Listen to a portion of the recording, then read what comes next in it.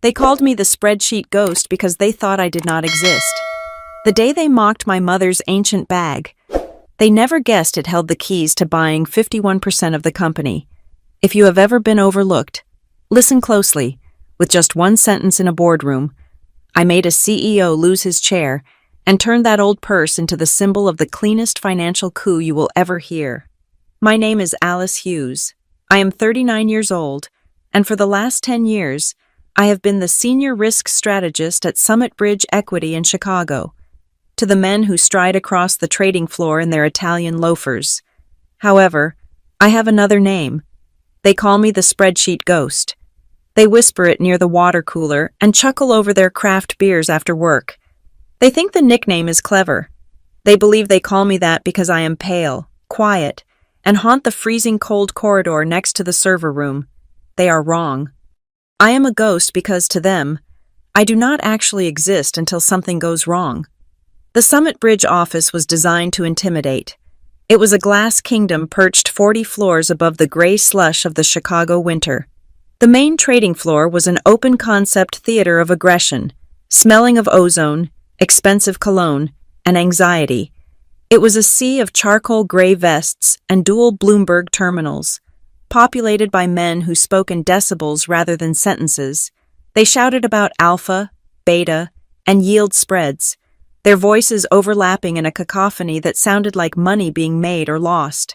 Down in the parking garage, a fleet of leased BMWs and Audis sat waiting, gleaming physical manifestations of bonuses that had not yet been earned.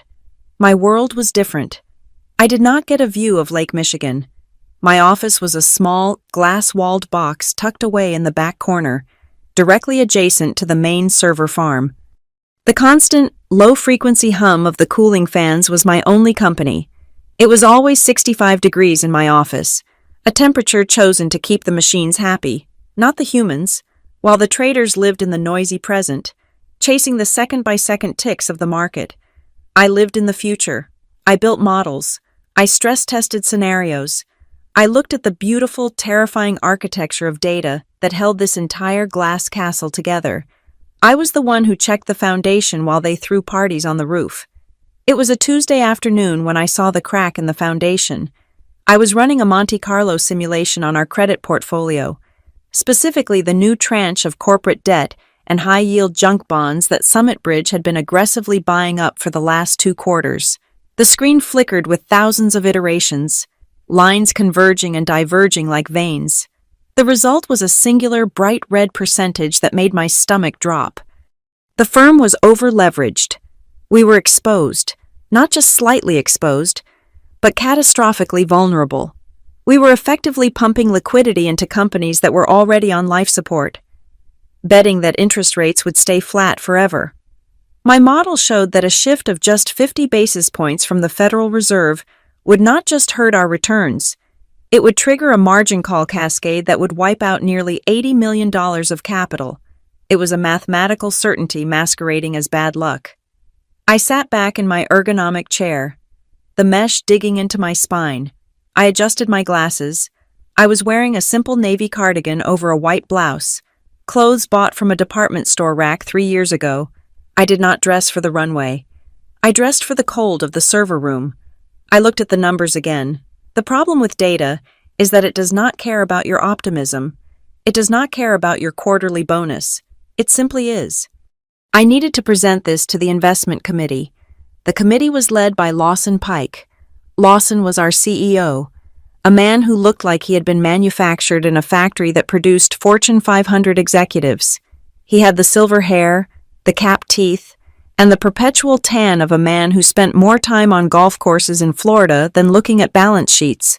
Lawson was a master of the corporate performance. He could go on CNBC and speak for 5 minutes without saying a single substantive thing, using words like synergy and paradigm with the confidence of a preacher.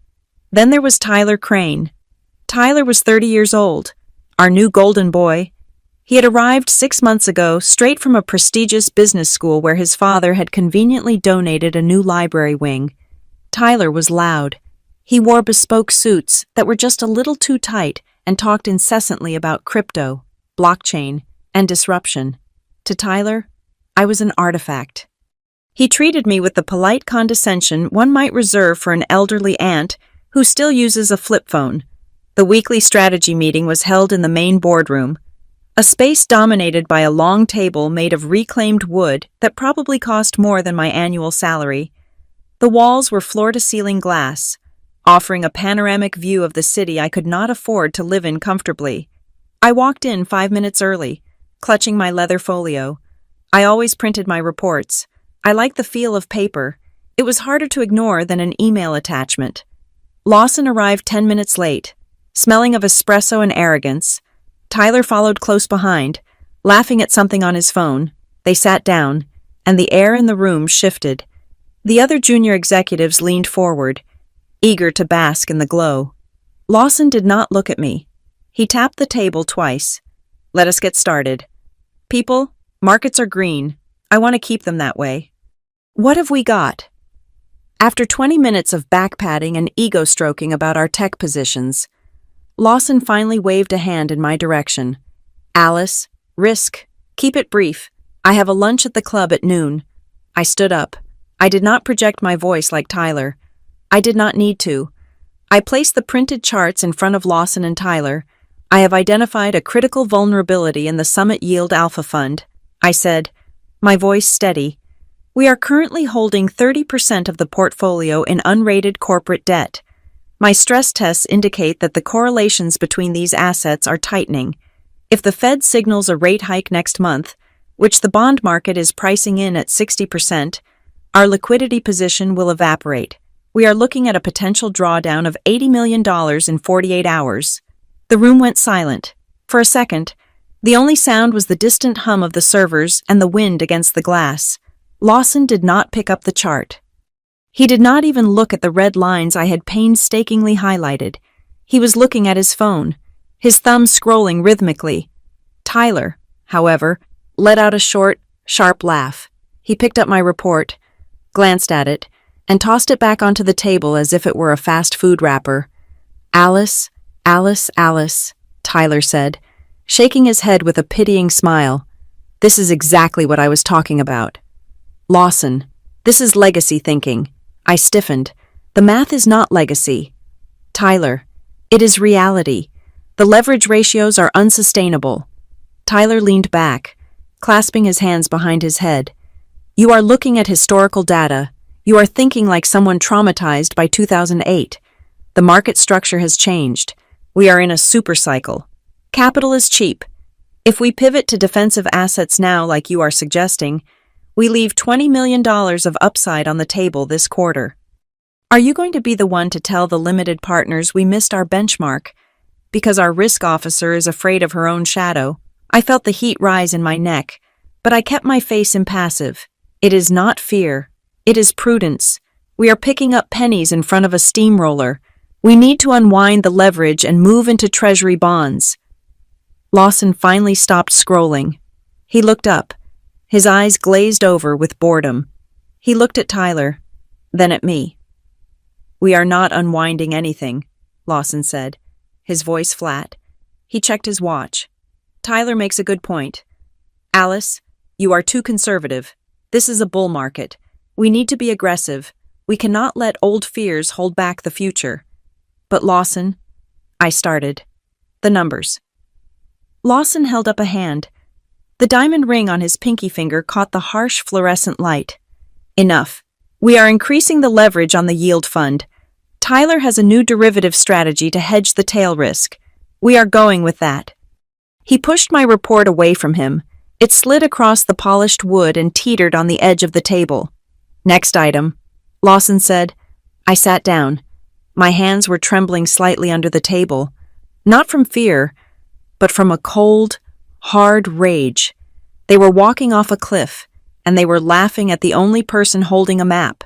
Tyler smirked at me across the table, a look of triumph that made me want to scream. He had won not with facts, but with confidence. He had won because he looked like the future, and I looked like the past. The meeting ended abruptly at 11:45.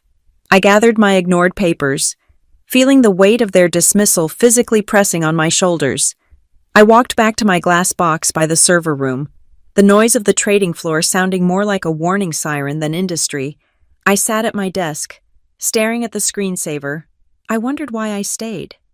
I wondered why I spent 10 years saving them from themselves, only to be treated like a malfunctioning appliance.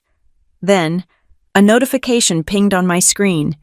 It was an email from the Human Resources Director. Subject: meeting with Mr. Pike Alice. Please come to the executive conference room, the private one attached to Lawson's office, at 4 this afternoon. Mr. Pike wants to discuss your role and the future structure of the strategy team. My heart skipped a beat. A private meeting with Lawson. Hope is a dangerous thing. It is the most treacherous variable in any risk model because it is not based on data. Despite the humiliation of the morning, despite the years of being ignored, a small, foolish part of me ignited. VP of Strategy. The position had been open for 3 months. I had been doing the work of that role for 5 years without the title or the pay. I had written the white papers. I had designed the hedging protocols that saved the firm during the flash crash 2 years ago. Maybe Lawson had been performing in the boardroom. Maybe he had to side with Tyler publicly to keep the morale up, but privately, he knew who actually understood the numbers. He was going to promote me. He was going to finally give me the seat at the table I had earned. I smoothed my skirt. I took a deep breath. For the first time that day, the hum of the servers sounded less like a machine and more like a chorus. I spent the next 4 hours preparing. I did not run numbers. I rehearsed my acceptance. I thought about how I would graciously accept the title, how I would fix the mess Tyler was creating from a position of authority. I was so naive.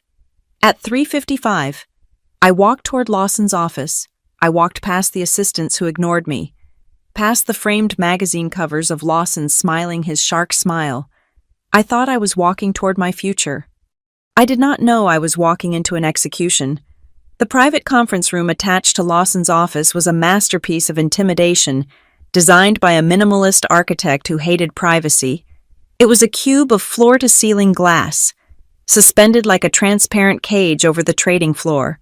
From the inside, you could see the tops of heads, the flickering monitors, and the frantic hand gestures of the traders below. It was soundproof, yet it felt exposed. Everywhere I looked, I saw reflections of myself overlaid on the city skyline. I saw a woman in a navy cardigan, posture rigid, holding a leather folio like a shield. I sat down at the circular glass table. In the center, a projector hummed, displaying a single slide titled Summit Bridge Vision 2030 in a bold, sans serif typeface. My heart hammered against my ribs. 2030? This was long-term strategy. This was high-level planning. This was the conversation I had been rehearsing in my shower for 3 years. I placed my hands on the table to stop them from trembling. The cool glass felt slick under my palms. I told myself that the morning meeting had been a test. Lawson had needed to see if I could hold my ground against Tyler's reckless aggression. I had held it. I had brought the data. Now, away from the theater of the trading floor, Lawson was going to acknowledge that the foundation of this company required an adult in the room. Lawson walked in first. He did not look at me. He was looking at his reflection in the window, adjusting the knot of his silk tie. He looked like a man preparing for a photo shoot, not a strategy session. Behind him came the Director of Human Resources, a woman named Karen who always smiled with her mouth but never with her eyes. And then, strolling in with his hands in his pockets, came Tyler. Tyler winked at me. The air in the room suddenly felt very thin. Lawson finally turned around. He sat down opposite me, leaving 2 empty chairs between us. It was a power move, a physical manifestation of the distance he wanted to keep. Alice, Lawson began, clasping his hands on the table. We have been reviewing the direction of the firm. The market is evolving. The old metrics simply do not capture the velocity of modern capital. We need to be faster. We need to be louder. I nodded slowly, waiting for the pivot where he would ask me to design the safety rails for this new speed. That is why, Lawson continued, his voice smooth as polished stone. We have decided to appoint Tyler as the new Vice President of Strategy, effective immediately. The silence that followed was absolute. It was not a ringing in my ears. It was a sudden vacuum where sound used to be. I looked at Lawson, waiting for the punchline. I looked at Karen, who was studying her manicure. I looked at Tyler, who was grinning like a cat that had just been gifted a canary. Tyler represents the future, Lawson said, gesturing vaguely at the golden boy. He brings a new energy, a fresh perspective. He speaks the language of the next generation of investors. I found my voice. It sounded distant, like it was coming from the other side of the glass. Lawson, I said, I have built the risk architecture of this firm for 10 years. The models Tyler is using, the models he wants to leverage, are mine. I wrote the code. I designed the hedging protocols. Lawson waved his hand dismissively. And we value that. Alice, we truly do. You are an incredible technician. You are a workhorse, not a strategist, not a leader, a beast of burden to be driven until it collapses. We want you to stay exactly where you are, Lawson said, offering me a smile that looked like a baring of teeth. We need you to support Tyler. Be his bedrock. He is going to be the face, the vision. You will be the engine room. It is a perfect partnership. I looked at Tyler. He was leaning back in his chair, spinning a pen between his fingers. We are going to do great things. Alice, Tyler said.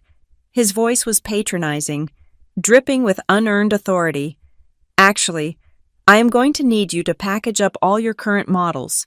Send me the raw data files, the passwords to the back end, everything. He paused, tilting his head as if studying a specimen. And Alice, can we change the formatting? Your spreadsheets are so academic. I need to change the fonts and the tone. We need something modern, something that pops on an iPad screen for the investors. The words hit me like a physical slap. He did not want my logic. He did not want my analysis of the liquidity crisis looming on the horizon. He wanted my life's work, my complex, elegant mathematical warnings, to be reformatted to look pretty. He wanted to take the engine out of the car, paint it gold, and drive it off a cliff because it looked better that way. I looked at the glass wall. My reflection looked back. I saw a woman who had spent a decade believing that competence was its own currency. I saw a fool. There were two paths diverging in that cold, bright room. Path one was to scream, to throw my folio at Lawson's tanned face, to list every disaster I had averted, every dollar I had saved them, every time I had stayed until 2 a.m. while they were out buying bottle service. If I did that, they would call security. They would label me hysterical. I would be the crazy spinster who could not handle the success of a younger man. Path 2 was silence. It was the path of the ghost. I did not cry. My tear ducts felt arid, dried up by the sheer heat of the rage ignited in my chest. I stood up. I smoothed my skirt. I picked up my folio. Understood, I said. My voice was level, devoid of any inflection. I will prepare the files for transfer. Lawson looked relieved. He had expected a scene. He hated scenes that he did not script. Good, he said, standing up and checking his watch. Teamwork. Alice, that is what makes Summit Bridge special. I turned and walked out. I did not slam the door. I closed it softly, with the precision of a vault locking shut. I walked a few paces down the hallway and stopped behind a structural pillar, just out of sight of the glass cube. I knew the acoustics of that corridor. I knew that there was a gap between the glass panel and the drywall where sound leaked out if you stood at the right angle. I stood there, pressing my back against the cold metal of the pillar. She took that better than I expected. I heard Karen say, I was worried we would have to offer a severance package. Lawson laughed. It was a wet, ugly sound. Alice, she is not going anywhere. She is safe. She is furniture. Karen, you do not pay severance to a desk lamp. She is useful in the back end. Tyler chimed in. But honestly, can you imagine putting her in front of the pension fund guys? With that hair and those clothes? She depresses the room just by walking into it. She does not fit the Summit Bridge image. As long as she keeps the servers running and the compliance reports filed, I do not care what she wears. Lawson said, just keep her in her box. We do not need the ghost haunting the boardroom. I walked away. My heels clicked rhythmically on the polished concrete floor. Safe, furniture, back end, box. I returned to my desk next to the server room. The hum of the cooling fans, usually a comfort, now sounded like a mockery. I sat there for 3 hours, staring at a blank email draft. At 4:45 in the afternoon, a notification popped up on every screen in the office. It was a company-wide email from Lawson Pike. Subject: a new era for Summit Bridge team. I am thrilled to announce the promotion of Tyler Crane to Vice President of Strategy. Tyler's vision and energy are exactly what we need to lead Summit Bridge into the next decade. Please join me in congratulating him on this well-deserved achievement. I scrolled down. At the very bottom, in a font size 2 points smaller than the rest of the text, was a single line. We also want to thank Alice Hughes for her continued contributions behind the scenes. Behind the scenes, not even a title, just a prepositional phrase indicating invisibility. The office Slack channel exploded. Emojis of rockets, fireworks, and champagne bottles flooded the general chat. Congrats, Tyler. Well deserved. Man to the moon. My name was not mentioned once. I sat in the blue light of my monitors, watching the digital party unfold for the man who had just insulted my life's work. They were celebrating the captain who was steering them toward an iceberg, and ignoring the engineer who was pointing at the radar. At 5:30, an automated system message appeared on my primary monitor. Access revoked. I frowned and tried to open the main strategy folder, the one containing the live risk models and the source code for the trading algorithms. Permission denied. Contact administrator. My phone rang. It was an IT technician named Gary, a 20-year-old kid I had taught how to configure the firewall. Hey, Alice, Gary said, sounding embarrassed. Look, I am sorry. I just got a ticket from Lawson marked urgent. I have to migrate all the strategy permissions to Tyler's user group. He wants full admin rights. You have been toggled down to read-only access for the archive data. I gripped the phone receiver. Read-only. I was a spectator in my own creation. And Alice Gary hesitated. They also asked me to update the digital floor plan, your office. They asked me to rename it. Rename it to what? Gary. I asked. Data Warehouse 3. He whispered. I hung up the phone. I looked at the door of my office. There was a small plastic holder where my nameplate used to be. It was empty. I had not even seen them remove it. I was no longer Alice Hughes, Senior Risk Strategist. I was a component of Data Warehouse 3. I was a ghost in the machine. But as I sat there, the humiliation began to harden into something else. It cooled and crystallized into a sharp, jagged resolve.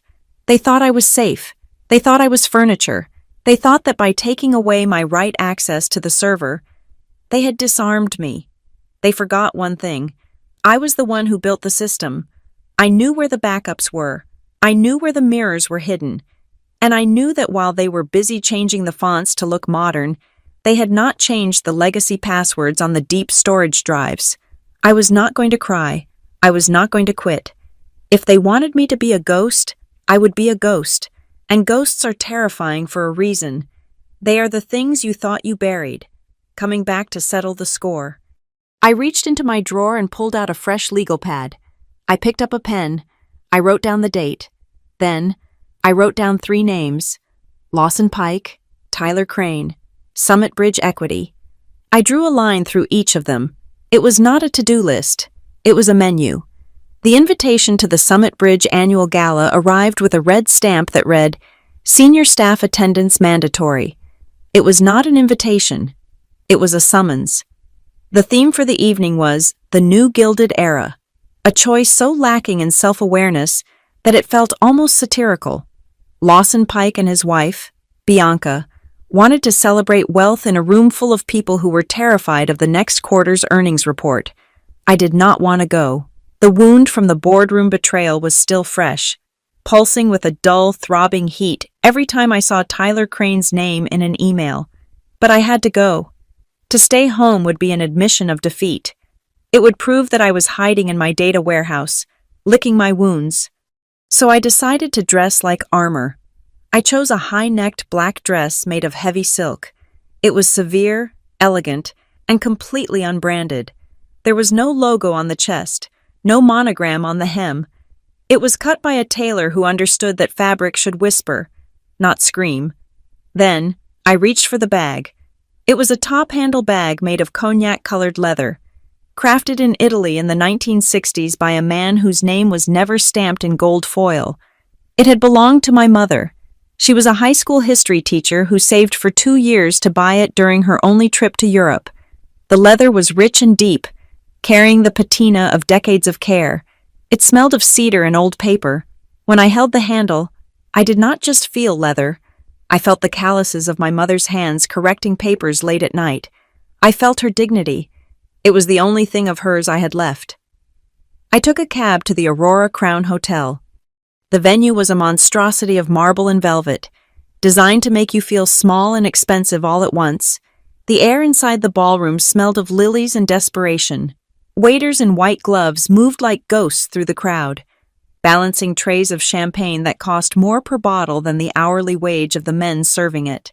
I tried to stick to the shadows. My plan was simple. I would find the check-in desk, ensure my name was marked on the list, survive 1 hour of polite nodding, and then vanish out the side door. The room was a sea of black tuxedos and aggressively bright gowns. The noise was overwhelming, a roar of laughter and clinking glass. In the center of it all, standing under a crystal chandelier that looked like an explosion of diamonds, was Lawson Pike. He was holding a Scotch glass, his face flushed with the intoxication of attention. Next to him was Bianca. Bianca Pike was wearing a dress made entirely of gold sequins. It caught every photon of light in the room and reflected it back with violent intensity. She looked like a trophy that had learned to walk. Surrounding her was her court, a circle of board members' wives who laughed in unison whenever she tilted her head. I steered myself toward the periphery, navigating around a sculpture made of ice. I was almost safe. I was almost invisible. Then, a young receptionist with a headset and a clipboard stepped into my path. "Ms. Hughes," she chirped, her voice cutting through the ambient noise like a whistle. "So glad you made it. We have you seated at table 19. The volume of her voice was unfortunate. The silence that followed was catastrophic. Heads turned. The circle under the chandelier broke. Bianca Pike's eyes, heavily lined with kohl, scanned the room and locked onto me. She smiled, but it was not a greeting. It was the look a predator gives a wounded animal that has stumbled into its clearing. "Alice," Bianca called out. Her voice was melodic, loud enough to carry across the polished floor. "Do come over. Lawson was just saying we have not seen you since the reorganization." There was no escape. To run would be cowardice. I tightened my grip on the cognac leather handle of my bag and walked toward the light. Every step felt heavy. I could feel eyes on me, assessing, judging, pricing. I stopped at the edge of their circle. Lawson nodded at me, a quick dismissive gesture before returning his gaze to his drink. Tyler was there, too, wearing a tuxedo with a velvet lapel that was too wide. He was swirling a martini and looking at me with amusement. "Good evening, Bianca," I said. My voice was steady. Bianca did not look at my face. She looked at my dress, her eyes raking down the black silk with boredom. Then, her gaze stopped at my hand. It stopped at the bag. She blinked. Then she let out a short, incredulous laugh. "Oh my God," Bianca said, placing a hand on her chest. "Alice, what on earth is that?" The conversation in the immediate vicinity died. Everyone loves a spectacle, especially when it involves someone else's humiliation. I lifted the bag slightly. "It is a handbag." "Bianca?" Bianca smirked, looking around at her friends to ensure they were all watching. "I can see that. But honey, this is the Summit Bridge Gala. The theme is the Gilded Era, not the Great Depression. That thing looks like something my grandmother would have donated to the Salvation Army." A ripple of titters went through the group of wives. One of them whispered something behind her hand. "It is vintage," I said, keeping my tone cool. "It is Italian. Vintage usually implies it was a designer piece to begin with," Bianca countered, her voice dripping with faux sympathy. "That just looks tired. It is scratched. The color is muddy. Did you find it at a thrift shop on your way here? We have a dress code. Alice, we try to maintain a certain standard for the investors. My knuckles were white against the leather. This bag had held my mother's lesson plans. It had held the tissues she cried into when my father left. It held the checkbook she used to pay for my college tuition. Dollar by painful dollar. It belonged to my mother. I said, "She passed away 3 years ago. It is the only thing of hers I carry." I thought that would stop her. I thought the mention of death in a mother would trigger some basic human decency, even in a woman like Bianca Pike. I was wrong. Bianca tilted her head, her gold earrings swinging. "Oh, that is tragic, truly. But you know, Alice, maybe it is a kindness that she is not here. I am sure she would be mortified to see her daughter rise to this level in corporate America, and still walk around carrying accessories that look like props from a black and white movie. You are representing Lawson now. You represent the firm. You cannot look like the help." The cruelty was so precise, so casual, that it took my breath away. She had not just insulted the leather, she had insulted the woman who carried it. She had reduced my mother's life to a fashion faux pas. Tyler stepped forward then, smelling of gin and expensive cologne. He put a hand on my shoulder. It felt heavy and condescending. "Hey, do not take it so hard." "Alice," Tyler said, grinning at the group. "Look, if money is tight, just let me know. We can authorize a salary advance. Get you a nice Chanel or something. Upgrade your look. Honestly, standing there with that thing, I almost asked you to take my empty glass. You look like the staff." The group exploded into laughter. It was a jagged, ugly sound. Lawson even chuckled into his scotch, shaking his head as if Tyler were just a mischievous child. I stood there, frozen. I looked at Bianca, gleaming in her gold sequins. I looked at Tyler, preening in his velvet. I looked at Lawson, the man I had made rich, laughing at the suggestion that I was a servant. I did not cry. I did not throw my champagne in their faces. I did not scream that the bag in my hand was worth more in craftsmanship and soul than everything they were wearing combined. I simply tightened my fingers around the handle. The leather felt warm and solid, a grounding wire to the earth. I removed Tyler's hand from my shoulder. I brushed the spot where he had touched me, as if brushing off dust.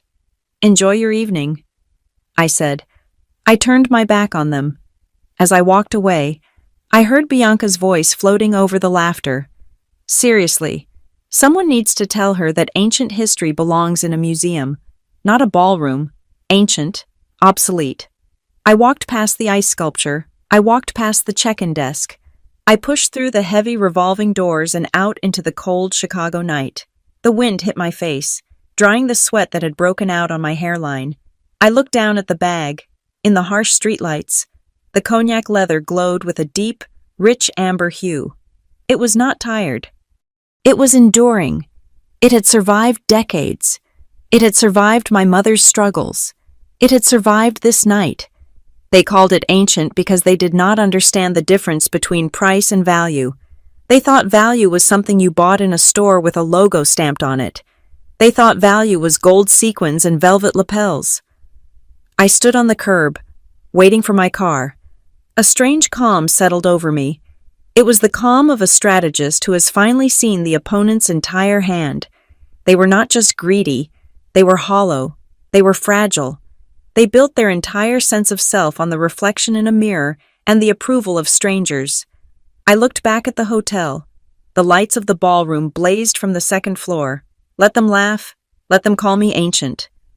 History teaches us one thing about empires built on arrogance and gold paint. They always fall, and usually, they are brought down not by an army, but by the people they thought were too small to matter. I stroked the leather of my mother's bag. "You are not a prop." I whispered to the silence. "You are the war chest." I got into the car. I did not go home to sleep. I went home to work. The gala was over. The war had just begun. The wind coming off Lake Michigan was sharp enough to cut glass. I sat on a concrete bench facing the flow of traffic on Michigan Avenue, watching the red taillights bleed into the darkness like a slow-moving river of lava. It was midnight. The gala was still raging a few blocks away, a bubble of warm, golden light, where people like Tyler Crane were drinking gin and toasting to a future they did not understand. I was cold, but I did not feel it. The adrenaline in my system was burning too hot. I placed the cognac leather bag on my lap. In the harsh street lamp light, the scratches looked like scars. I unclasped the brass latch. It clicked with a satisfying, mechanical weight. I reached past my phone, past my wallet, and slipped my fingers into the zippered interior pocket. The lining was silk, worn thin by time. I pulled out a small, yellowed envelope. It was the letter my mother had written to me the day I graduated from college. She had been sick then, the cancer already eating away at the margins of her life, but her handwriting had been firm. I did not need to open it. I knew the words by heart. Alice, the world will try to put a price tag on you. Do not let them decide your value. You are the one who keeps the score. I traced the curve of her signature with my thumb. Bianca Pike thought this bag was a symbol of poverty. She thought it was debris from a life that did not matter. She was wrong. This bag was not a relic. It was a vault. And tonight, I was opening it. I put the letter back, snapped the bag shut, and stood up. I hailed a cab, not to retreat, but to regroup. My apartment was in Lincoln Park, a small, one-bedroom unit on the third floor of a walk-up. It was sparse. There was no art on the walls, no decorative plants, no clutter. Lawson Pike had visited once, years ago, to drop off a file. He had looked around with a sneer of pity, assuming I lived this way because I had to. He saw a woman who could not afford luxury. He did not understand that I lived this way because I preferred liquidity to furniture. I walked in, kicked off my heels, and locked the door. I did not turn on the overhead lights. Instead, I switched on the single brass lamp on my dining table. I went to the kitchen and brewed a pot of black coffee. The smell filled the small space, bitter and sharp.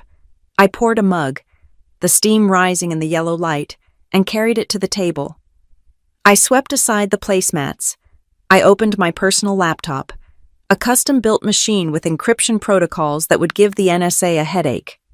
Then I pulled a stack of physical files from my bookshelf and spread them out. This was no longer a dining table. It was a war room. It was time to look at the real numbers. Not the numbers Lawson saw the salary he paid me, the bonus he withheld, but the numbers that defined my actual leverage. For 17 years, I had been the invisible woman, while my colleagues leased BMWs and bought lofts in the West Loop to impress women they met at bars. I had lived on 35% of my income. I invested the rest. I was a disciple of compound interest. I opened my brokerage account. The login screen blinked. I typed in the password. The balance loaded. It was a number with 2 commas. I had shorted the housing market in 2008, a trade I executed quietly while the rest of the firm was panic selling. I had bought Amazon and Google when they were still finding their footing. But my biggest asset, the heavy artillery I had been hoarding, was right there at the bottom of the portfolio. Summit Bridge equity, employee stock options, for a decade. Every time the firm wanted to save cash on bonuses, they paid me in options. Lawson thought he was giving me paper confetti. He thought the strike price was so far out of the money that they would never vest. But I knew the cycles. I had exercised every single option when the price dipped, accumulating a silent, dormant stake in the company I worked for. I was not just an employee, I was a sleeping giant. Lawson thought I needed his paycheck to pay my rent. He had no idea that I could buy his building if I liquidated my positions, but I did not want the building. I wanted his throat. I took a sip of coffee. The caffeine hit my bloodstream like a starter pistol. I had capital, but capital alone was not enough to take down a firm like Summit Bridge. I needed tactical violence. I needed someone who knew how to bleed a company in public. I opened a secure messaging app on my laptop.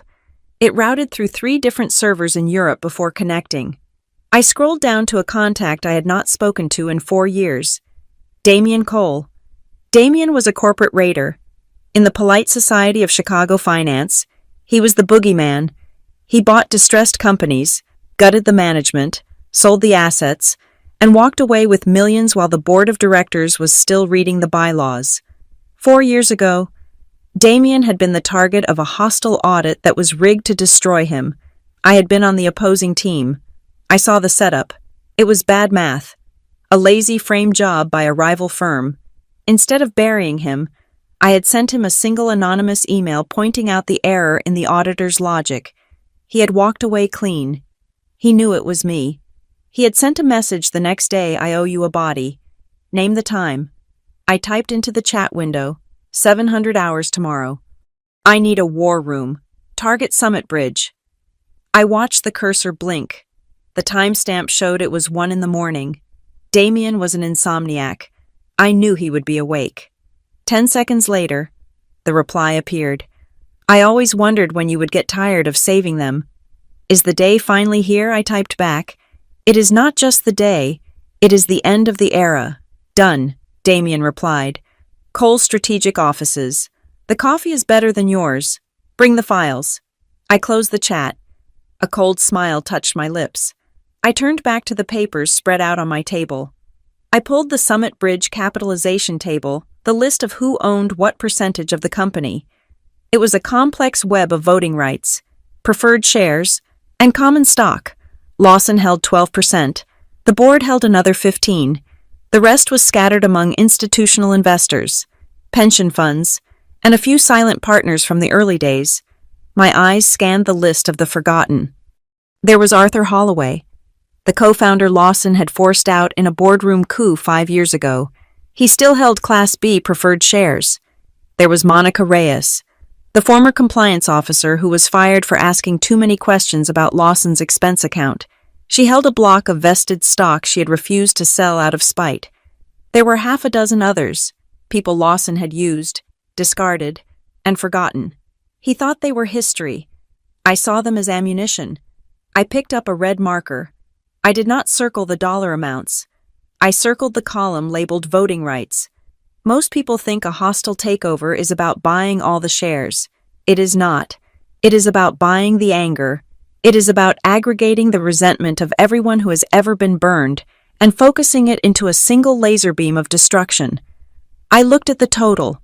If I combined my options with Damien's capital and the voting proxies of the exiles, we would not just have a seat at the table.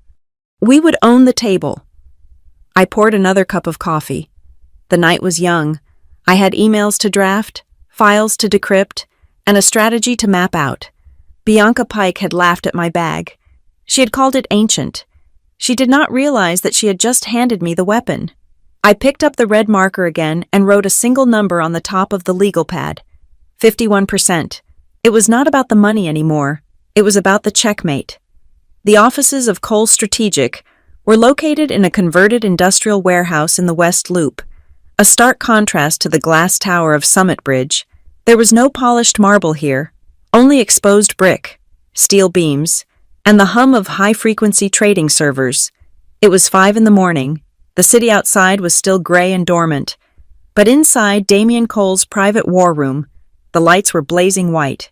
Damien stood by a massive drafting table, spreading out a physical document that smelled of archival dust. It was the original shareholder registry of Summit Bridge, dating back to before the initial public offering. He looked exactly as I remembered.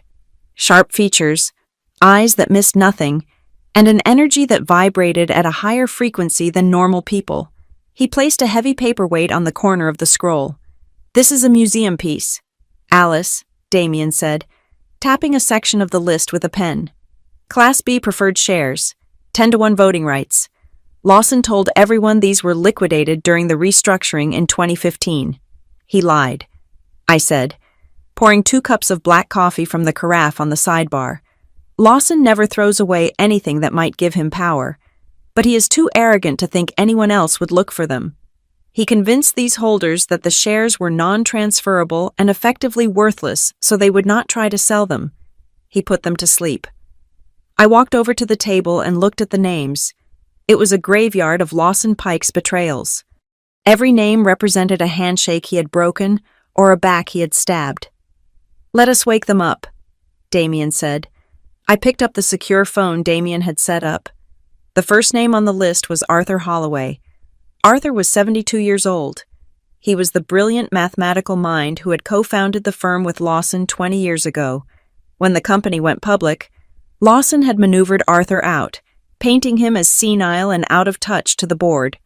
Arthur had retreated to a small coastal town in Florida, taking his bitterness and his diluted shares with him. I dialed the number. It rang 4 times. "Hello?" a voice rasped, thick with sleep and irritation. "Who is calling me at this hour, Mr. Holloway? This is Alice Hughes." There was a long pause on the line. I could hear the static and the faint sound of a television in the background. Alice. The voice sharpened. Lawson's little calculator mouse. The one who lives in the server room. I did not flinch at the description. "I am the one who sent the white lilies when your wife passed away." "Arthur," because Lawson was too busy looking at his stock price to sign the card. The silence on the other end softened. "Just a fraction. I remember. You were the only one from that godforsaken place who remembered her name. What do you want?" "Alice, if Lawson sent you to beg for my endorsement on some new fund, tell him to go to hell. Lawson does not know I am calling." I said, my voice low and precise, "and I am not here to beg. I am here to buy." Arthur laughed, a dry coughing sound. "Buy what my Class B shares." Lawson told me years ago those papers were only good for framing on the wall. He said they had no liquidity value. I leaned in closer to the microphone. "Arthur, if Lawson Pike tells you something is worthless, it is because he is terrified you will realize you are sitting on a gold mine. Those shares carry super voting rights, and right now, I am willing to pay you 3 times their face value in cash." Today, I heard the rustle of sheets. The tone of the conversation shifted instantly from annoyance to business. Arthur Holloway had not lost his instincts. He had just lost his motivation. 3 times Arthur asked, "That is a lot of money for a souvenir." "Why?" "Because I am going to do the one thing you always wanted to do." "Arthur," I said, "I am going to walk into that boardroom and pull the chair out from under him." The line went quiet for 10 seconds. Then, Arthur let out a long, satisfied sigh. "You are going to kill the king. I am going to checkmate him." I corrected, "Send the contract." Arthur said, "I do not even need the money. I would pay you to see the look on his face. But take the shares. Burn him down." "Alice." I hung up. I looked at Damien. He was already typing, drafting the electronic transfer agreement. 1 down. Damien said, "Who is next?" I ran my finger down the list. Monica Reyes. Monica had been the vice president of compliance 3 years ago. She was a single mother who took her job seriously. When she flagged a suspicious transaction involving Lawson's personal shell companies, she was fired for gross incompetence the next day. Lawson had blackballed her from every major firm in Chicago. She was working as a consultant for a mid-sized insurance firm now, barely making half her old salary. I dialed. She answered on the second ring. Already awake. Likely getting kids ready for school. "Alice," she asked. Her voice guarded.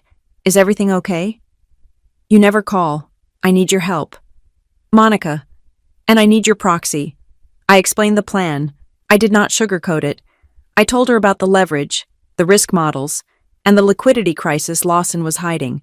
When I mentioned the offshore accounts in the Caribbean, I could hear her breathing change. "I knew it," she whispered. "I knew he was moving money. We can prove it." I said, "But I need the voting block he left you with. I know he promised to buy it back and never did." "He told me it was part of my severance package," Monica said, bitterness coating her words. "Then he ghosted me. He thought I was too broke to sue him. Sell it to me." I said, "I will give you the fair market rate plus a premium. And Monica, when we win, I will clear your record. The gross incompetence mark goes away. You get your reputation back." There was a muffled sob on the other end, quickly stifled. "Do it," she said. "Get him. Alice. For all of us." The morning blurred into a fever dream of negotiation. I was not a risk strategist anymore. I was a collector of ghosts. I called a small family fund in Ohio that Lawson had courted with promises of a board seat, only to shut the door in their faces once their check cleared. I called the widow of a former partner who had been manipulated into signing away her husband's pension rights. Each call followed the same pattern: surprise, anger, then a grim, vindictive satisfaction. These people did not care about the premium I was offering, although they took it. They cared about the opportunity to strike back at the man who had treated them like stepping stones. By 6:30 in the morning, the sun was rising over the Chicago skyline, turning the gray clouds into bruised purple. Damien walked over to the desk with a final tally. He looked tired, but wired. "Okay, let us look at the board," he said. We had secured the transfer agreements or ironclad proxy votes for 12.4% of the total voting rights. I did the mental math instantly. I added my own accumulated stock options, which I had quietly exercised electronically while speaking to Arthur. We are at roughly 14%, maybe 15% if the option execution clears immediately. I said. Damien leaned back against the brick wall, crossing his arms. "It is a strong start, Alice, but 14% is not 51%. It is enough to make noise. It is enough to get a meeting. But it is not a takeover." He pointed to the red section of the chart. "The rest of the equity is held by the giants: Granite Harbor, North Axis, Red Ridge. These are institutional heavyweights. They do not care about your revenge story. They do not care about Lawson's personality. They care about stability. They hate drama." Damien warned, "If you go in there and start a war, they might side with Lawson just to keep the boat steady. They fear uncertainty more than they fear corruption." I stood up and closed the laptop. I packed the signed transfer agreements into my mother's cognac bag. "You are right, Damien," I said, fastening the brass clasp. "They hate drama. But there is one thing they hate more than drama." "What is that, losing money?" I said cold. "They are sticking with Lawson because they think he is the safe bet. They think the ship is steady." I picked up the bag and slung it over my shoulder. "I am not going to convince them to like me, Damien. I am going to show them that the ship is already sinking. Once they realize their money is burning, they will not care about stability. They will run for the exit, and I will be the only one holding the door open." Damien smiled. It was a sharp, dangerous smile. "Go to work, Alice." I left the warehouse and hailed a cab back to the Loop. The city was fully awake now. Commuters were rushing to their offices, clutching coffees, eyes glued to their phones. I walked into the lobby of the Summit Bridge building at 7:45. I swiped my ID badge. For a second, I thought it might not work, that they might have locked me out completely. But the light turned green. I was still an employee. I was still furniture. I rode the elevator up to the 40th floor. The doors opened onto the trading floor, the noise already swelling to its daily roar.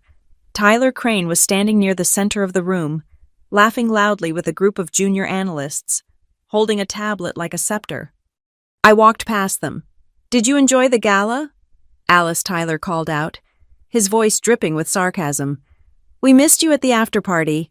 I did not stop. I did not look at him. I kept walking toward the back corridor, toward the cold, humming wall of the server room. It was fine. "Tyler," I said over my shoulder, "I just had some house cleaning to do." He laughed. No one paid attention to the woman in the navy cardigan walking to her cubicle. They saw a beaten dog returning to its cage. They did not see the predator walking among them. I sat down at my desk in the newly christened Data Warehouse 3. I placed my bag on the desk.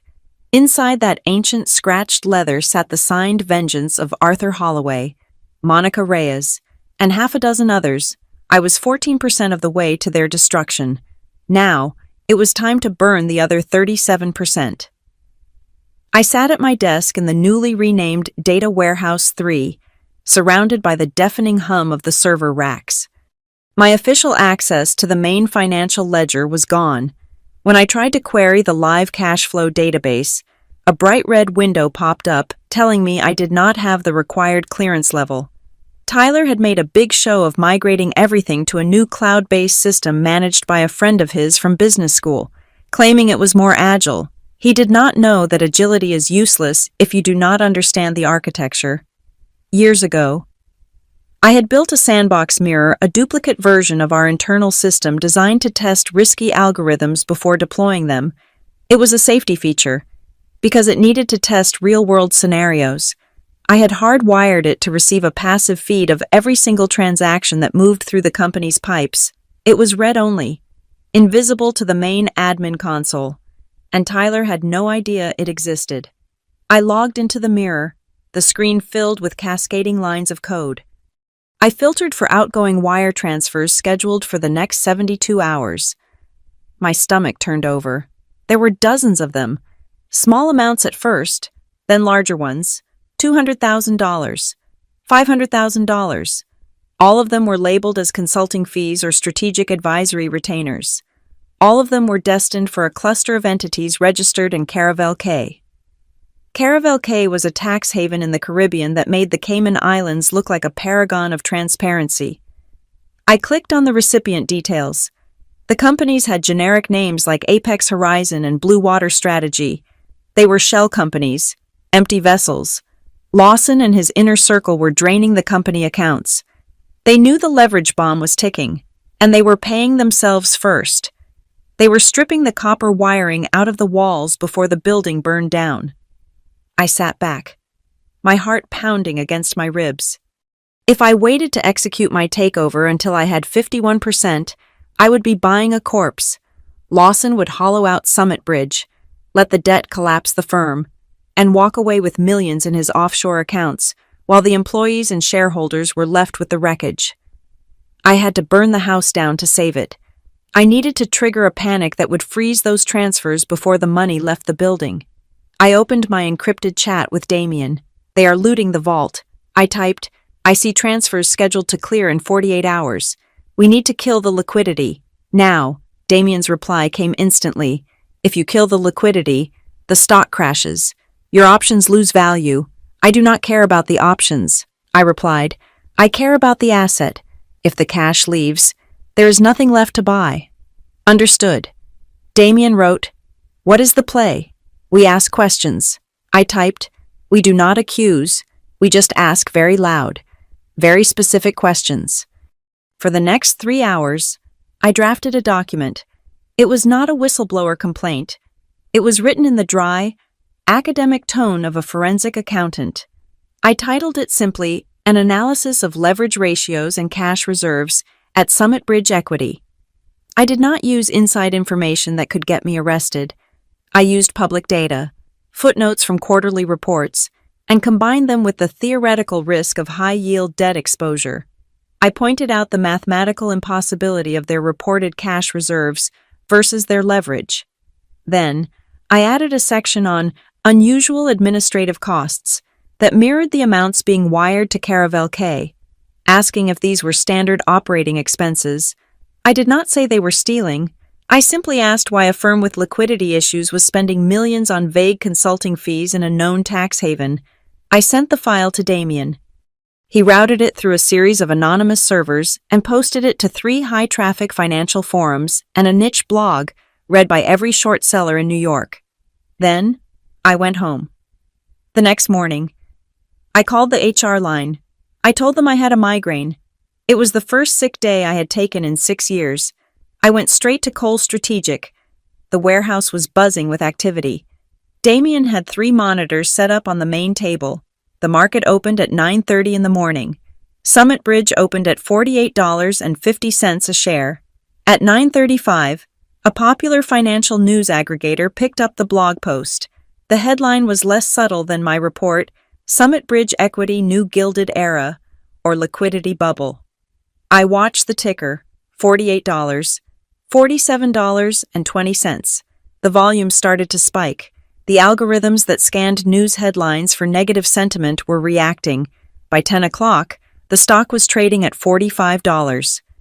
The whispers were starting. At 10:15, Lawson Pike appeared on a business news channel. He was in the studio, likely having been rushed there to do damage control. He looked polished, but I could see the sheen of sweat on his upper lip. The anchor asked him about the report. "It is absolute nonsense," Lawson said, forcing a laugh. "We have never been stronger. Our liquidity position is robust. These are just rumors spread by short sellers trying to make a quick buck. We are completely transparent. I picked up my phone. It is time to make the call. I said to Damien, I dialed a number I had saved years ago. It belonged to Daniel Ortiz. Daniel was a senior vice president at Harborline Bank, the institution that provided Summit Bridge with its revolving credit facility, the corporate credit card that kept the lights on and the trades flowing. Daniel was a nervous man. He liked clean spreadsheets and zero surprises. He answered on the first ring. Daniel Ortiz speaking. Hi. Daniel, it is Alice Hughes from Summit Bridge. Oh, Alice, Daniel said, sounding relieved to hear a familiar, boring voice. I am seeing some crazy headlines this morning. Lawson is on TV saying everything is fine. Please tell me everything is fine. I kept my voice low, hesitant. That is actually why I'm calling. Daniel, I am just doing a routine reconciliation of the sandbox data, and I saw some scheduled wires that looked odd. I wanted to make sure they were compliant with the covenants of our credit facility. There was a pause. What kind of wires? Daniel asked, his voice tightening. Well, I see a series of transfers initiated by the CEO's office to entities in Caravel Cay, I said, making sure to enunciate the location. They are marked as advisory fees, but they total almost $8 million over the next 2 days. I assumed you had signed off on a capital outflow that large, given the delicate nature of our current leverage. I could hear Daniel typing furiously in the background. Caravel Cay? Daniel asked. We did not authorize any transfers to Caravel Cay. The credit agreement specifically forbids transferring funds to non-compliant offshore jurisdictions without prior approval. Oh, I said, injecting a note of innocent panic into my voice. I must have misread the code. I am sure Lawson has a logical explanation, but if that money leaves, well, I just wanted to make sure the bank was protected. Alice, Daniel said, and I could hear the fear in his throat. Are those wires live? They are scheduled to clear starting at noon today. I said, I have to go. Daniel said. The line went dead. I looked at Damien. He was watching the terminal. Watch the ticker, I said. At 10:45, a breaking news banner flashed across the bottom of the television screen. Harborline Bank suspends credit facility for Summit Bridge equity pending internal audit. The reaction was instantaneous and violent. In the financial world, a bank freezing your credit line is the equivalent of a doctor calling time of death. It tells the market that the people who see the real books are terrified. The stock price on the screen flickered. $41, $39, $37. It was a free fall. The high-frequency trading bots were dumping the stock. The institutional investors were waking up to the nightmare that their safe bet was toxic. My phone started buzzing with notifications from the office Slack. Panic, chaos, people asking if payroll would clear. I watched the number drop. $36.50. I was burning down the house I had helped build. I was destroying the value of the options I held, but I was also destroying Lawson's escape route. With the credit line frozen, the bank would lock down every account. Those transfers to Caravel Cay would be flagged and blocked. Lawson could not run with the money. He was trapped in the burning building with the rest of us. Damien looked at me. He was not smiling. He looked impressed and slightly frightened. You just wiped out $300 million of market cap in an hour, he said. I took a sip of cold coffee. I did not wipe it out. Damien, I said, I just corrected the price to reflect reality. Now, we wait for the fire sale. The stock hit $34. The phone in the war room rang. It was the broker for Granite Harbor, the large passive fund that held 8% of the company. They were calling Damien's offshore front company. They wanted to know if we were still interested in buying or if they should dump it on the open market. I looked at the receiver. Pick it up, I said. Tell them we are interested. But the price just went down. The ticker on Damien's main screen flashed red. It was a beautiful, violent color. The price of Summit Bridge stock had punched through the $40 support level like a stone through wet paper, and now it was free-falling. $38, $36, $32. The market smells fear better than any predator in the wild, and right now, the scent of Summit Bridge was rank with death. The Harborline Bank credit freeze had done exactly what I calculated it would do. It triggered the algorithms. "It is time to go shopping," Damien said, cracking his knuckles. He was staring at a secondary monitor that showed the real-time order book. "Look at Granite Harbor. They are trying to unload a block." Granite Harbor was a massive passive index fund. They held about 7.5% of Summit Bridge. Usually, they were the kind of investors who slept through board meetings, but today they were awake. I knew from my research that Granite was facing margin calls on a completely unrelated tech sector bet. They needed cash, and they needed it 10 minutes ago. They could not afford to ride Summit Bridge down to zero. "Call them," I said. "Offer them $34 a share. But the market is at 32. Damien argued. "Exactly." I said. "Give them a premium over the panic price, but a discount on yesterday. Give them a dignified exit. If they try to sell that much stock on the open market right now, they will crash the price to 20. Offering them 34 is a mercy killing." Damien picked up the phone. He used the voice of a bored institutional broker. "Granite Harbor Trading Desk. This is Cole Strategic. We see you have a liquidity problem. We are willing to take the entire Summit Bridge block off your hands. Dark pool transaction. Off the tape. Price is $34. I watched Damien's face.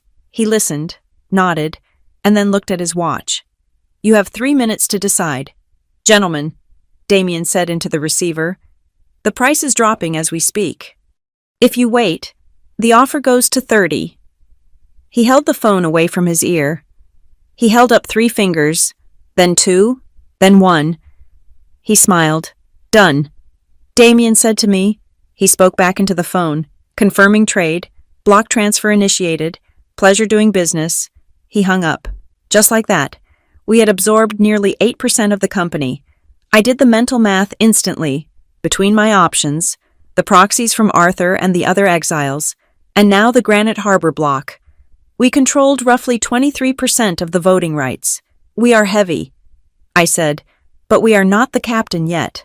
"Who is next?" Damien pointed to a name on the list that made my skin crawl. North Axis Capital. North Axis was a hedge fund run by sharks in Connecticut. They held 10%. Unlike Granite, they were not passive. They were aggressive, greedy, and notoriously litigious. They would not sell just because the price was dropping. They would hold on out of spite, hoping to sue the board later. But North Axis had a weakness. They were currently raising capital for a new flagship fund. They could not afford a scandal. They could not afford to be seen holding the bag of a company that was being looted by its own CEO. I opened my laptop. I attached the raw log files I had pulled from the sandbox mirror, the ones showing the specific wire transfers to Caravel K, stamped with the digital fingerprints of Lawson's approval. I wrote a subject line, "Summit Bridge Liquidity, Your Reputation." I sent it to the personal email of the Chief Investment Officer at North Axis. 2 minutes later, I dialed his direct line. "Who is this?" he barked. He sounded like a man who was watching his bonus evaporate. "This is a concerned party," I said, keeping my voice digitally altered and low. "Check your email." There was silence on the line. I heard the click of a mouse, then a sharp intake of breath. "If that report regarding the Caravel K transfers becomes public while you are still a major shareholder," I continued, "the SEC will not just look at Lawson, they will look at you. They will ask why a sophisticated investor like North Axis did not do its due diligence. Your new fundraise will be dead in the water." "You are blackmailing me," he hissed. "I am offering you a life raft." I replied, "Sell your block. We will take it at $26. 26. That is robbery. The stock is trading at 30. The stock is trading on hope," I said, "in an hour. When the rumors about the looting hit the mainstream, it will be trading at 10. Do you want $26 in silence? Or do you want to explain to your investors why you held on to a criminal enterprise? You have 60 seconds. I could hear him breathing. I could hear the gears grinding in his head. He was weighing the loss of money against the loss of reputation. Reputation always wins. "Send the contract," he whispered. We closed the deal 3 minutes later. I sat back in my chair at the Summit Bridge office, my heart hammering a frantic rhythm against my ribs. I had just orchestrated the purchase of 18% of the company in under an hour. Our total control was now pushing past 30%. I was a ghost in the machine, eating the machine from the inside out. Around me, the office was dissolving into hysteria. Traders were shouting into phones, trying to offload positions. The screens were a sea of red. Lawson's office door was open. I could hear him screaming at the CFO. "Fix it!" I heard Lawson roar. "I do not care what the bank said. Get me another line of credit. Call the Cayman partners. Get the money moving." He was panic-inducing. He knew the walls were closing in.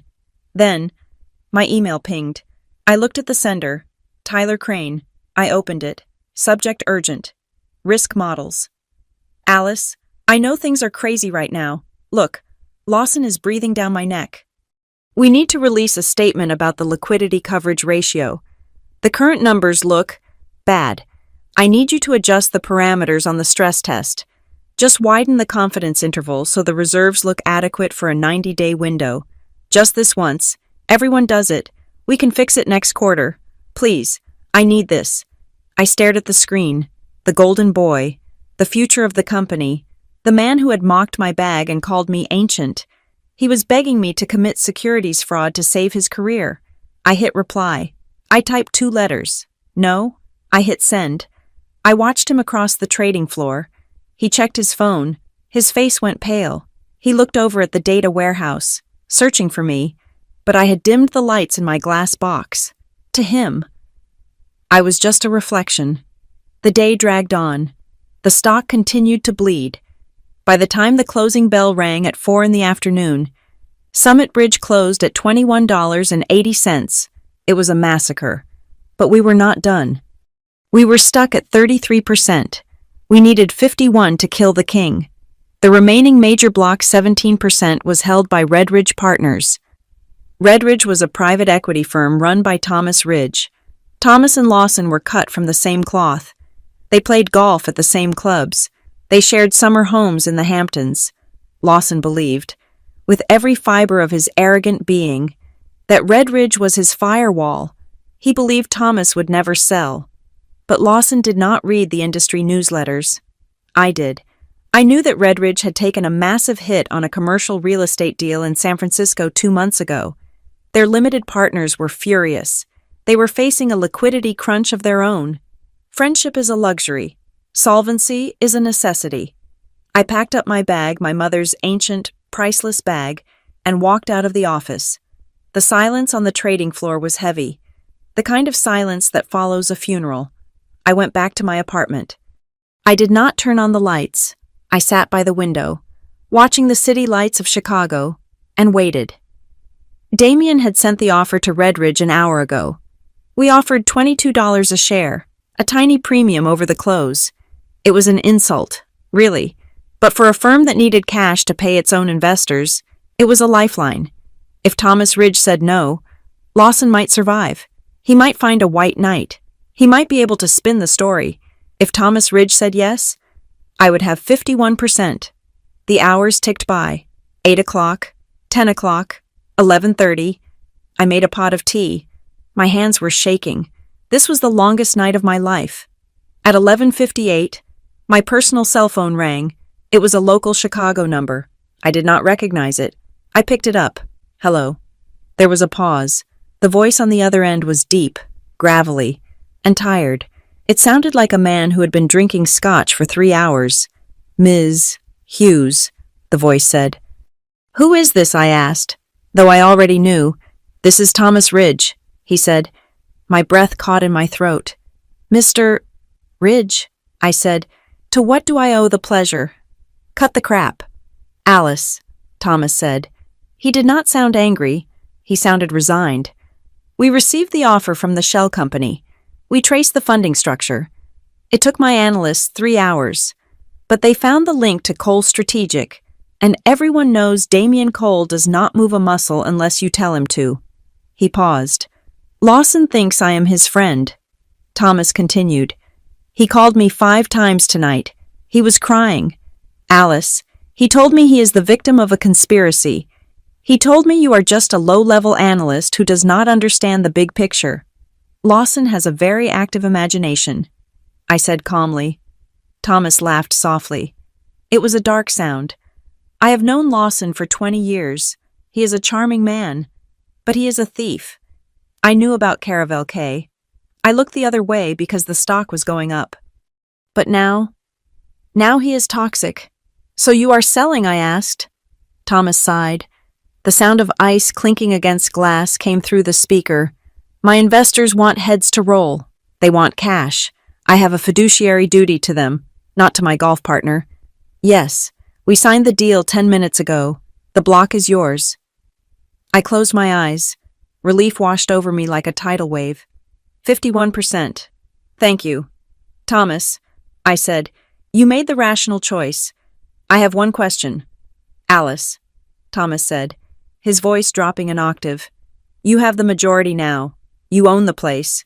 We know it is you, and we want to know, what do you intend to do with Summit Bridge after you throw Lawson into the ocean? I looked at the reflection of my face in the darkened window. I did not look like a ghost anymore. I intend to clean it. Thomas, I said, and then I hung up. The game was over. The checkmate was on the board. All that was left now was to walk into the room and knock over the king. I held the phone to my ear, listening to the heavy breathing of Thomas Ridge on the other end of the line. The city lights of Chicago blurred in the distance, a sprawling grid of electric ambition, but my focus was entirely on the man who held the final piece of the puzzle. Thomas, I said, keeping my voice low and devoid of the tremors I felt in my hands. I am not a vandal. I am a strategist. I know the bones of Summit Bridge better than the architects who built the office. The firm has good bones. The algorithms are sound. The data infrastructure is solid. The problem is not the ship. The problem is the captain who is stripping the copper wire out of the hull to pay for his personal lifeboats. Thomas let out a dry, mirthless chuckle. You talk a good game, Alice. But Lawson and I go back 20 years. We have closed deals on the 18th hole at Augusta. We have shared holidays. You are asking me to put a knife in the back of a man whose children have played with my grandchildren. I leaned forward, resting my elbows on the war room table. I am not asking you to stab him. Thomas, I am asking you to do your job. You have a fiduciary duty to your limited partners. If you protect a friend who is actively looting the company, that is not loyalty. That is complicit negligence. I paused to let the legal weight of those words sink in. I have the logs. Thomas, I have the sandbox records of the transfers to Caravel K. If I send those files to the Securities and Exchange Commission tomorrow morning, friendship will not keep you out of the deposition chair. Do you want to be the man who stopped the bleeding, or the man who held the bandage while the patient died? The silence on the line stretched out. It was the sound of a man calculating the cost of his conscience versus his capital. If I sell to you, Thomas said, his voice harder now, stripped of the sentimentality. If I give you the block, what is the price? $22.50 a share. I said instantly, it is 70 cents over the closing price. It is a premium for a stock that is currently radioactive. 23, Thomas countered instinctively. 22.50, I repeated, and a seat on the new board. When I restructure, I will need a voice of reason. I will need someone the street trusts. That can be you. Thomas, you can be the hero who helped clean up the mess, rather than the crony who watched it happen. There was a long exhale. I could practically hear him pouring another drink. You are a cold woman. Alice Hughes. I am a rational woman. Mr. Ridge. Fine, he said. 22.50, and the board seat. But there is a condition. Name it. We vote against Lawson at the next meeting. Thomas said, but I do not want to be the one to tell him. You do it. You look him in the eye. That was always the plan. I said. Thomas laughed again, but this time there was a note of genuine respect in it. You know, Alice, he said softly, Lawson always feared you. He used to joke about the quiet girl in the server room. He called you the actuary of doom. He said you looked at people like they were variables in an equation that did not balance. I guess he was right to be afraid. He was not afraid enough. I said. We hung up. I did not sleep that night. I spent the remaining hours staring at the ceiling. listening to the sirens wailing in the distance. I felt a strange, hollow calm. It was the feeling of a soldier cleaning their rifle before the final dawn. The next morning, I arrived at the Summit Bridge Tower at 8 o'clock. The lobby was quiet, but the air felt charged with static. The reception staff looked nervous, whispering behind their hands. They knew something was wrong, even if they did not understand the mechanics of it. I wore the same navy suit I always wore. I carried the same cognac leather bag. I did not look like a conqueror. I looked like an employee coming in to check her emails. I walked toward the elevator bank. The polished brass doors reflected a distorted version of the lobby. Just as I reached for the call button, a figure stepped out from the shadows of the security alcove. It was Bianca Pike. She looked nothing like the golden statue she had been at the gala. Her eyes were rimmed with red, swollen from crying or lack of sleep. Her expensive makeup was smeared at the corners. She was wearing a trench coat over what looked like pajamas, and her hair was pulled back in a messy, frantic knot. She stepped in front of me, blocking my path to the elevators. "You?" she hissed. Her voice was trembling with a mixture of rage and exhaustion. "Good morning, Bianca," I said, clutching the handle of my bag. "You are happy, aren't you?" she spat, pointing a manicured finger at my chest. "You and your little internet friends, you are destroying him. Do you know he did not come home last night? He is sleeping in his office. He is falling apart." I looked at her. I felt no pity. I felt only the cold detachment of an observer. I am not doing anything to Lawson that he has not done to himself. "Bianca." She laughed, a high, hysterical sound that drew the attention of the security guard. "Oh, spare me the moral superiority. It is because of that stupid bag. Isn't it? Because I made a joke? You are petty. Alice, you are dragging down a billion-dollar company because your feelings were hurt. You and that trash bag are dragging the stock price into the gutter." I smiled. It was a genuine, soft smile. "I am not dragging anything down. Bianca, the market is just finally pricing the reality." I stepped closer to her, lowering my voice so only she could hear. "You see, Bianca, that is the thing about value. You think value is the gold plating on the outside. You think it is the sequins and the noise, but the market eventually looks inside, just like my bag. You laughed at it because it was old. You did not understand that the leather was real. You did not understand that the stitching was done by hand, meant to last a lifetime." I gestured to the building around us. "Lawson built a company out of gold plating. It looks shiny, but it peels. I am just stripping the paint so we can see what is underneath." Bianca's face twisted. She looked desperate, searching for a weapon to hurt me with. "You do not know anything," she whispered furiously. "You think you are so smart. You think you have won. Lawson has a plan. He signed the contract last night." I paused. My internal radar pinged. "What contract? He sold the algorithmic trading unit," she blurted out, her eyes wide with malicious triumph. "He signed it over to the Zurich partners at 4 in the morning. The cash is coming in today. He is going to have enough liquidity to buy out your little rebellion and fire you before lunch.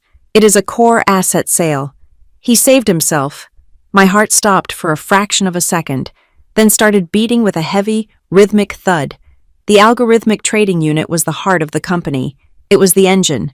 If Lawson had sold it without board approval, just to generate emergency cash to cover his own tracks, he had not just made a bad business decision, he had committed corporate suicide.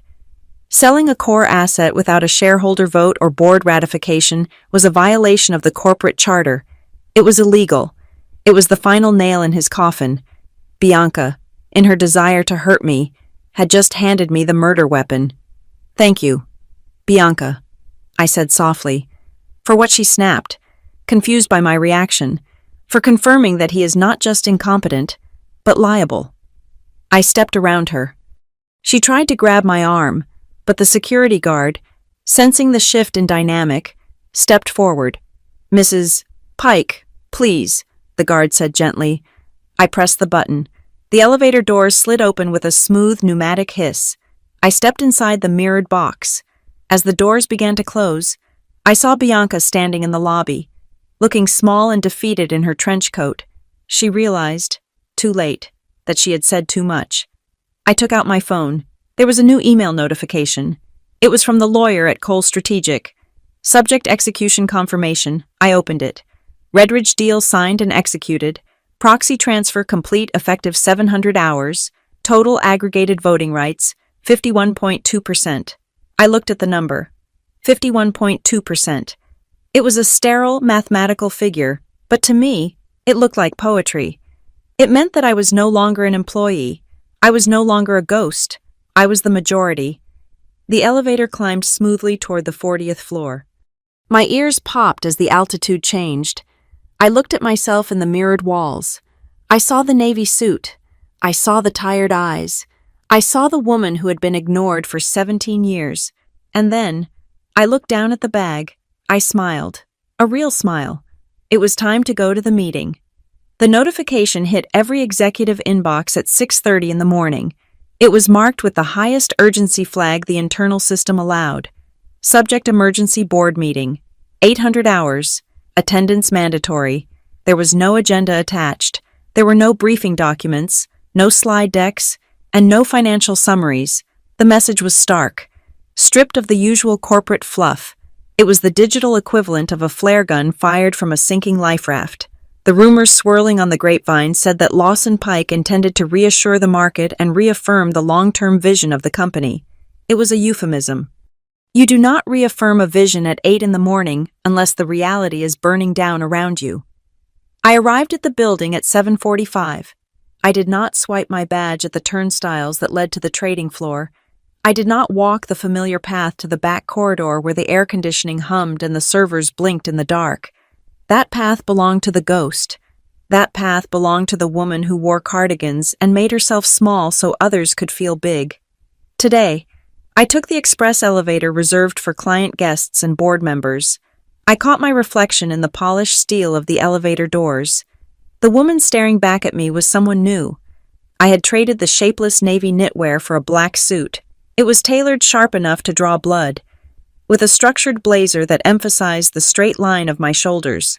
My hair, usually pulled back in a loose, forgettable bun, was smoothed back, severe and controlled. On my lips, I wore a shade of deep, crimson red. It was not a color for hiding. It was a color for war. When the elevator doors opened on the executive floor, the silence was heavy. It was different from the silence of the server room. This was the silence of a held breath. I could look down through the glass atrium to the trading floor below. It was chaos. Usually, at this hour, the traders would be shouting orders, laughing, and throwing stress balls. Today, they were huddled in tight, terrified clusters. The monitors were flashing red, reflecting the pre-market sell-off that was already hammering the stock price. I could see them checking their phones, reading the news about the credit freeze, whispering about layoffs, about bonus cuts, about the rumor that Lawson was selling off pieces of the company just to keep his own seat warm. I watched them for a moment. I saw a junior analyst, a kid no older than 22, putting his head in his hands. He was the collateral damage. He was the price Lawson was willing to pay to keep his country club membership. I turned away from the glass. I had work to do. I walked down the long, carpeted hallway toward the main boardroom. The heels of my shoes sank into the plush wool, making my approach silent. I stopped just outside the heavy double doors made of mahogany. They looked like the gates to a fortress. I shifted the weight of my bag. The cognac leather felt warm under my fingers. I looked down at it. My mother's bag. The bag Bianca Pike had called ancient. The bag Tyler Crane had laughed at. They saw old leather. I saw a weapon case. I placed the bag on a side table and unclasped the brass lock. I needed to check the ammunition one last time. Inside, resting against the silk lining, was a blue folder. It was thick. It contained the executed transfer agreement from Redridge Partners. It contained the proxy forms signed by Arthur Holloway and Monica Reyes. It contained the confirmation of the block purchases from Granite Harbor and North Axis. It was 51.2% of the voting equity of Summit Bridge, bound in paper, but there was something else in there, too. I slid my hand behind the legal documents and pulled out a single sheet of cream-colored stationery. The ink was faded, turning sepia with age. It was a letter written to me 7 years ago by Elliot Grayson, the founder of this firm. He had died 2 months after writing it. Dear Alice, Lawson is a builder of facades, not foundations. I fear the day when the wind blows hard, if that day comes, and he forgets who actually laid the bricks of this house. I hope you will be there to remind him. You have the mind of a grandmaster. Do not let them treat you like a pawn. I read the words again.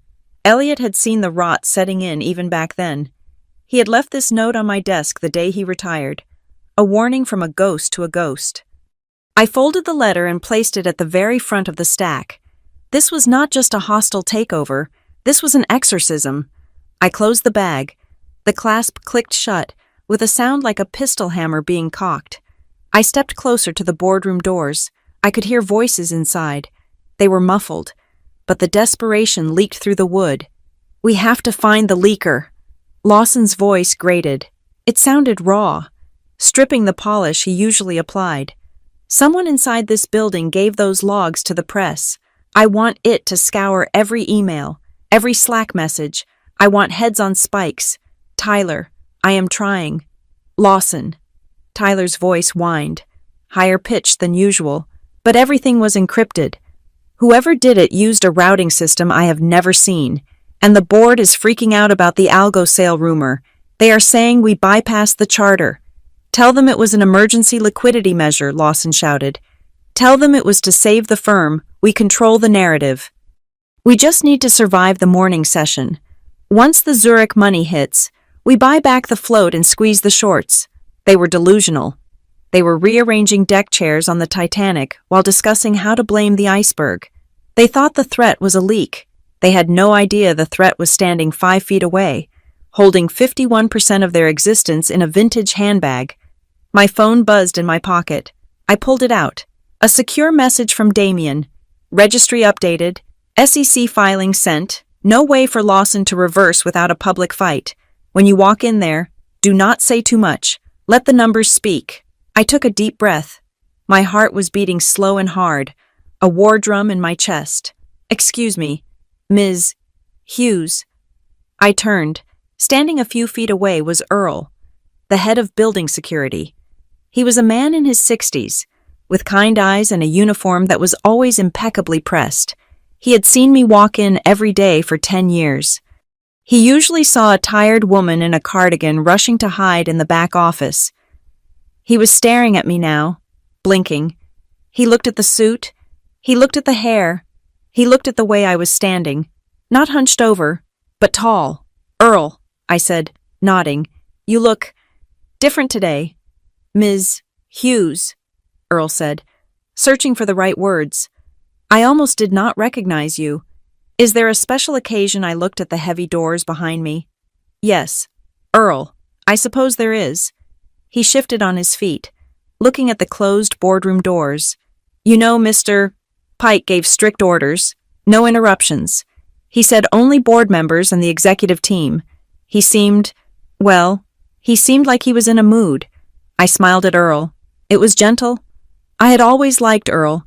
He was the only one who ever asked about my weekend. It is okay. Earl, I said softly, I have a pass. He looked at my empty hands, then at the bag. He seemed to sense that something fundamental had shifted in the physics of the building. All right then, Earl said, stepping back. Good luck, Ms. Hughes. Although, looking at you, I do not think you need it. You look like you are ready for something. I am not here to go to the server room today. Earl, I said. He nodded, turned, and walked back toward his station by the elevators. I was alone again. I turned back to the mahogany doors. This was the threshold. On one side was the past 17 years of being the safe, reliable, invisible Alice, the Alice who fixed the messes, the Alice who was furniture. On the other side was the future. I placed my hand on the brass handle. It was cold metal, heavy and solid. I closed my eyes for 1 second. I thought about the late nights. I thought about the moment Lawson told me I was safe. I thought about Tyler's laugh, I thought about Bianca's sneer at the gala. I waited for the anger to rise. I waited for the heat of humiliation to flood my veins. But it did not come. Instead, there was only ice. Clear, sharp, mathematical precision. Anger is messy. Anger makes mistakes. Strategy is clean. No anger, I whispered to myself. Just strategy. I gripped the handle. I turned it. The mechanism released with a heavy clunk. I pushed the door open. The heavy mahogany doors swung open with a groan that sounded like a coffin lid being lifted. I stepped inside. The conversation in the boardroom died instantly. Lawson Pike was standing at the head of the table, his face flushed, a vein throbbing in his temple. Tyler Crane was sitting to his right, looking pale and jittery. Around the table sat the board of directors, men and women in expensive suits who looked like they were attending a funeral for their own portfolios. I did not stop. I walked the length of the room, the sound of my heels striking the hardwood floor like a metronome counting down the seconds. I walked past the lawyer. I walked past the representative from Redridge. I pulled out the empty chair at the far end of the table, directly opposite Lawson. I sat down. Then, I lifted my mother's cognac leather bag and placed it on the polished wood. It landed with a heavy, solid thud that echoed in the silence. Lawson stared at me. His eyes bulged. For a moment, he was too stunned to speak. Then, the rage took over. "Get out!" Lawson roared, pointing a trembling finger at the door. "Who let you in here? You are fired." "Alice, I want security up here now. You are violating a closed executive session." I leaned back in the leather chair. I crossed my legs. I looked him in the eye. "You can fire an employee." "Lawson," I said, my voice calm and projecting clearly to every corner of the room. "But we are not here to talk about employees today. We are here to talk about shareholders." I reached into the bag. I pulled out the blue folder. I slid it across the long table. It spun perfectly, coming to a rest right in front of the company's general counsel, a man named Sterling who had signed off on every questionable bonus Lawson had ever taken. "Open it, Sterling," I said. Lawson slammed his hand on the table. "Do not touch that. She is insane. She is a disgruntled low-level analyst having a breakdown." Sterling hesitated. He looked at Lawson. Then he looked at me. He saw the suit. He saw the red lipstick.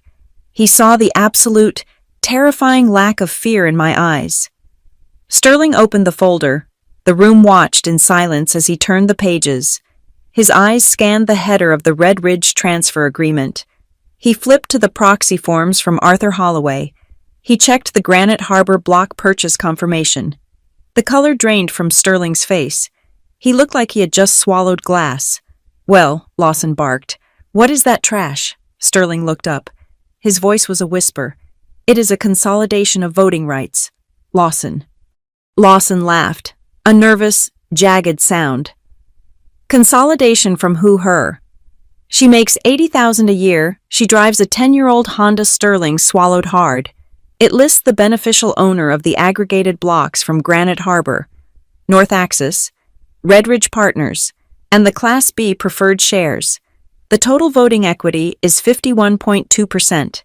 He paused, looking at Lawson with pity. "The controlling shareholder is Alice Hughes." The silence that followed was heavy enough to crush lungs. Tyler dropped his pen. It clattered loudly on the floor. Lawson's face went white, then purple. "That is a lie," he spat. "This is a joke, a forgery. You do not have that kind of capital. You are a ghost." I smiled. I pointed a finger at the cognac bag sitting on the table between us. "You made a mistake, Lawson," I said softly. "You judged my net worth by the age of my handbag. You assumed that because I do not wear logos, I do not have liquidity. You forgot that the wealthiest people in the room are usually the ones who do not feel the need to sparkle." Lawson looked at the bag his wife had mocked, the bag Tyler had laughed at. He looked at it like it was a bomb. "I am going to sue you," Lawson hissed, leaning over the table. "I will tie this up in court for years. I will prove you stole confidential data to manipulate the stock price. You will go to prison." "Alice." I reached into the folder again. I pulled out the single sheet of cream-colored stationery. You can try. Lawson. But before you do, I think the board should hear from the man who actually built this company. I held up the letter from Elliot Grayson. Elliot wrote this to me before he died. I said, he warned me that one day, your vanity would outgrow your competence. He told me that when you forgot who laid the foundation of this house, I should be the one to remind you. I tossed the letter onto the center of the table. This is not a hostile takeover. Lawson, this is a correction. I sat up straight. The time for speeches was over. It was time for the execution. I officially call this meeting to order. I said, as the majority shareholder, I have 3 motions to present. First, I move for the immediate removal of Lawson Pike as CEO and Tyler Crane as Vice President of Strategy, effective this minute, for cause, specifically, for gross mismanagement of liquidity and the unauthorized attempted sale of core assets. Tyler jumped up. You cannot do that, he screamed, his voice cracking. We were saving the company. You are destroying it. Sit down. Tyler, I said, without looking at him. Second, I continued, I move to establish an independent special committee to investigate all financial transfers to Caravel K and to recover any misappropriated funds. Lawson flinched as if I had slapped him. Third, I move to appoint Sarah Jenkins from operations as interim CEO. She has been running the actual business for 5 years while you two were playing golf. I looked around the table. Do I have a second? The room was frozen. Then, slowly, the representative from Redridge raised his hand. I second the motion, he said quietly. Sterling, the lawyer, looked at the papers again. He looked at the 51%. He raised his hand. I vote in favor, Sterling said, one by one. The hands went up. The board members who had toasted Lawson at the gala, the people who had laughed at his jokes, the people who had ignored me for a decade, they all raised their hands. They were survivors. They knew the king was dead. Motion carries. I said, I looked at Lawson. Please vacate the chair. Lawson. Lawson stood up. He looked small. The swagger was gone. The tan looked orange under the fluorescent lights. He looked around the room, waiting for someone to save him. But no one met his eyes. He grabbed his phone. He grabbed a small cardboard box of personal items he had brought in, just in case. He walked down the length of the table. He had to walk past me to get to the door. He stopped next to my chair. He looked down at the cognac bag. You ruined everything, he whispered. I did not stand up. I did not raise my voice. The problem with you, Lawson, is that you never understood risk. I said, you always thought you owned the house. You forgot that I was the one buying the bricks, one by one, from the people you insulted. He opened his mouth to speak, but found nothing to say. He turned and walked out the door. Tyler scrambled after him, clutching his tablet like a life preserver, looking terrified. The door closed. I let out a breath I had been holding for 17 years. The room was quiet, but it was a different kind of quiet now. It was the quiet of respect.